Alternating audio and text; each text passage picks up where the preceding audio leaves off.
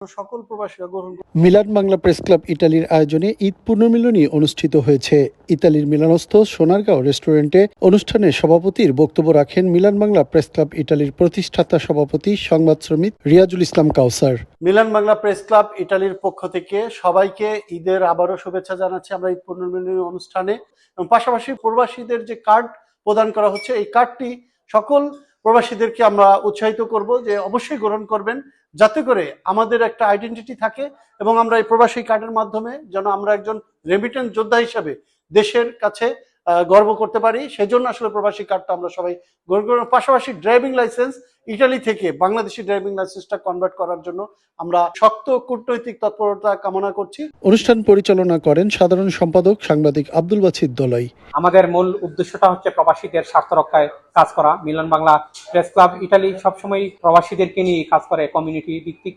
আমরা কমিউনিটির সুখে দুঃখে পাশে থাকতে চাই। বক্তব্য রাখেন সাংগঠনিক সম্পাদক আহসান হাবিব শিমুল, অর্থ বিষয়ক সম্পাদক জুবায়ের আহমেদ শিশু, সদস্য আসিফ শাহরিয়ার রাজীব ও সাইফুল ইসলাম মোল্লা সহ অন্যরা। ঈদ পুনর্মিলন অনুষ্ঠানে আমি সবাইকে ধন্যবাদ জানাচ্ছি। সবাইকে আমার পক্ষ থেকে এবং মিলান বাংলা প্রেস ক্লাবের পক্ষ থেকে আন্তরিক মোবারকবাদ।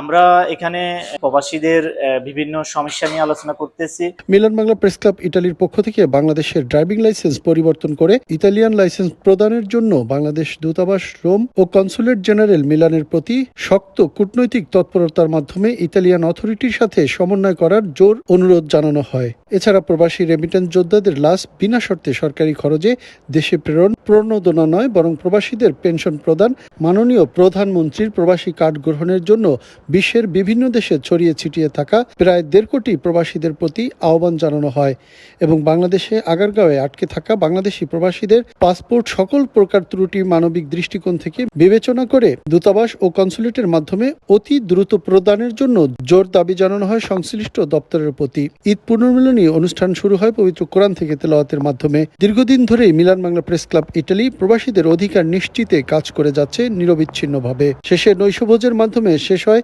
ঈদ পুনর্মিলনী অনুষ্ঠানের আয়োজন। সততা, স্বচ্ছতা ও নিরপেক্ষতা, সত্য সুন্দর আগামীর প্রত্যয়ে মিলান বাংলা প্রেস ক্লাব ইটালির এই পথ চলা। আর এই পথ চলায় প্রবাসী বাংলাদেশিদের উন্নয়নে এবং অধিকার নিয়ে কথা বলে এই সংগঠনটি। রিয়াজুল ইসলাম কাউসার, চ্যানেল 24, মিলান, ইতালি।